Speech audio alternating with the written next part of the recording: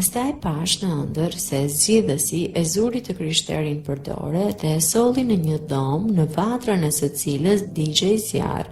Edhe një njeri kishte qëndruar atje dhe po hidhte pa pushim ujë mbi zjarrin që ta shuante, po zjarri ndiqej më shumë dhe flaka po shtohej. Atëherë i krishteri tha: "Ç'do të thotë kjo?"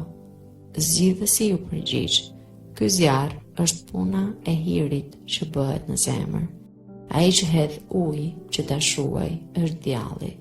Do të them edhe ngasjen për të cilën zjarri shtohet e nxjerr flak." E shpuri pra në anën tjetër të murit, ku i tregoi një njeri që mbante në dorë një enë me vaj, edhe po hidhte pa pushim sheta si vaj mbi zjarr.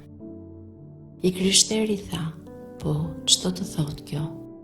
Zgjidhësi ju përgjigj: "Ky është Krishti, i cili me vajin e hirit, pa pushim, mban punën që është nisur në zemër.